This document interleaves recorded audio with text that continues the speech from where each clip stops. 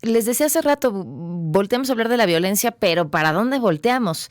Hoy estamos volteando a Guanajuato por el tema de estas explosiones, pero el lunes estábamos volteando a hablar de Chiapas y el martes estábamos hablando de Culiacán. David Saucedo, consultor en seguridad pública. ¿Cómo estás, David? Buenas tardes.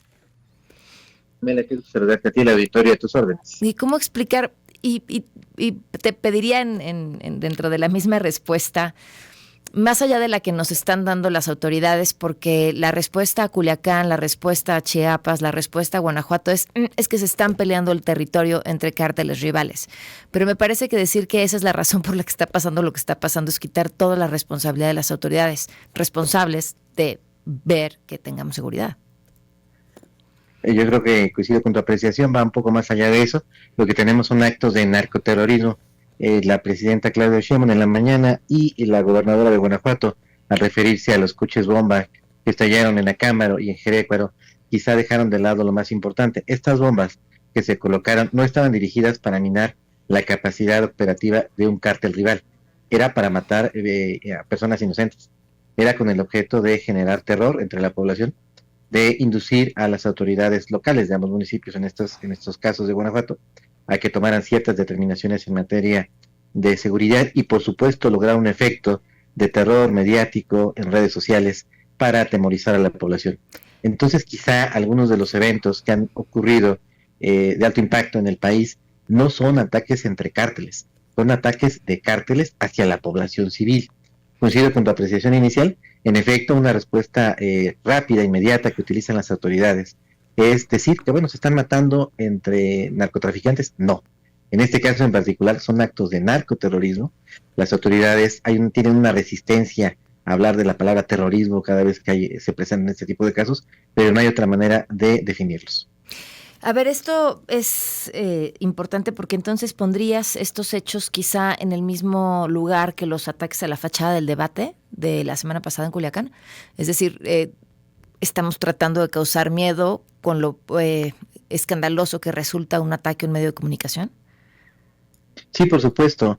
Los grupos de crimen organizado lo que tratan de hacer es dictar línea editorial, que se difundan los actos que ellos desean, que se les dé promoción, e inhibir la difusión de aquellos actos en donde se sienten incómodos.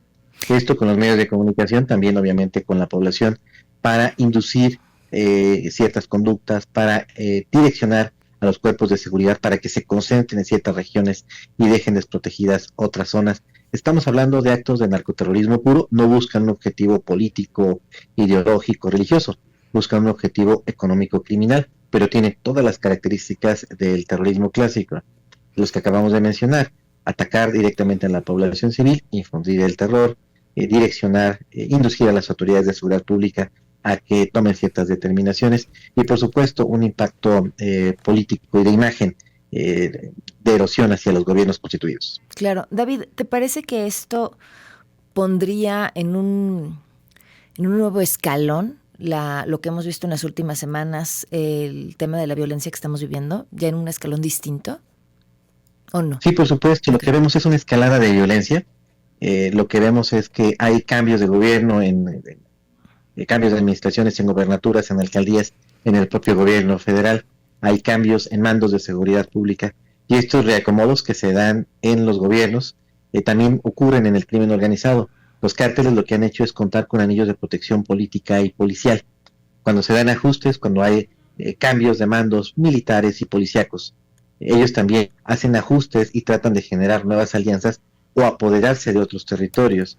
Entonces, previo a cualquier proceso electoral y posterior a cualquier proceso electoral, estamos viendo episodios muy lamentables como el asesinato de candidatos o el asesinato de autoridades electas, como fue en el caso Ujú.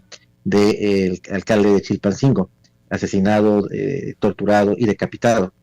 Lo que tenemos ahora es ciclos políticos y que esos ciclos están acompañados de ciclos de violencia. Hay cambio de poderes en los estados, municipios y a nivel federal, y vienen oleadas de violencia homicida, y es lo que estamos viviendo actualmente. Eh, este, ¿En dónde vamos a parar? Porque volteamos a ver, no sé, me recuerdan antecedentes de Colombia, algunas de las cosas que estamos escuchando aquí, que que habían sucedido, pero no con esa frecuencia. Y la otra pregunta es, ¿qué ganan? Porque nos decías, bueno, ganan con actos de narcoterrorismo, que los medios, ¿no? Dictar la agenda editorial, que volteemos a hablar y que hablemos de eso y que no hablemos de lo que les incomoda, pero ¿y qué más? ¿O es solo eso? Bueno, en este caso de los hechos de Acámbaro y de Jerécuaro, lo que buscan es doblar a los gobiernos municipales para que tengan una sinergia criminal con la mafia que maneja la actividad delictiva en esta zona, que esencialmente es el cártel de Santa Rosa de Lima.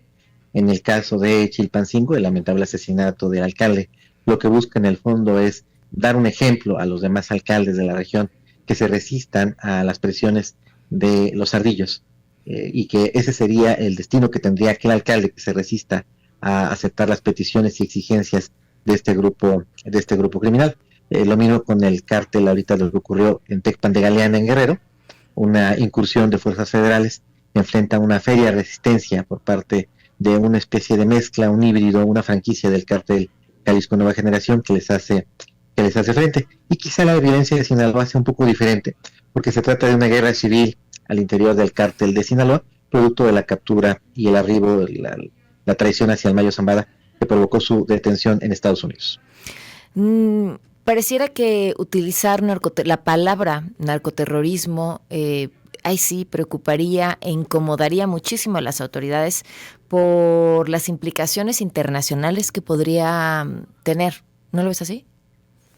Sí, desde luego, hay un segmento muy importante de la clase política en los Estados Unidos que está presionando insistentemente para que el gobierno de los Estados Unidos declare como grupos terroristas a los cárteles mexicanos, para de esta manera activar los mecanismos de intervención y de combate que tienen en los Estados Unidos dirigidos hacia los grupos del terroristas a nivel internacional. Uh-huh. Pero, sin embargo, el propio ejército de los Estados Unidos, que es el principal temor de que haya la intervención del gobierno de los Estados Unidos en el combate a los cárteles, los primeros en oponerse a la participación del ejército de los Estados Unidos en México son los propios militares norteamericanos.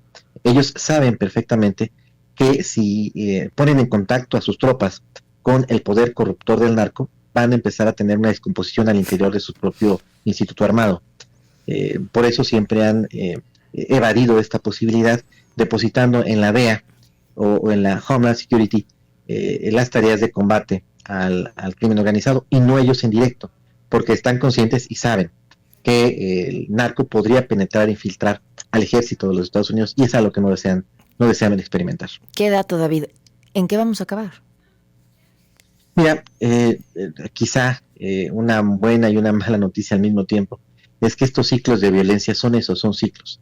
Estamos ahorita en un pico de violencia, pero conforme se vayan generando nuevos anillos de protección política y policial para los grupos del narcotráfico que están justamente peleando con las autoridades que tomaron posesión de municipios y de gobernaturas, conforme vayan estableciéndose esas nuevas sinergias, habrá un descenso estacional de la violencia. Esto ya lo hemos visto en años previos, uh-huh. Quizá no con la claridad actual, pero si a principios del próximo año ocurre un descenso de la violencia, será sobre todo porque los grupos criminales ya encontraron un nuevo acomodo con los nuevos funcionarios electos y que tomaron posesión de sus respectivos cargos. Si se da un escenario de paz, será una especie de paz narca, uh-huh. pactada entre los grupos criminales con la élite política de México. Es brutal que esa sea nuestra esperanza, David. Muchísimas gracias por acompañarnos y poner tanta claridad en este tema.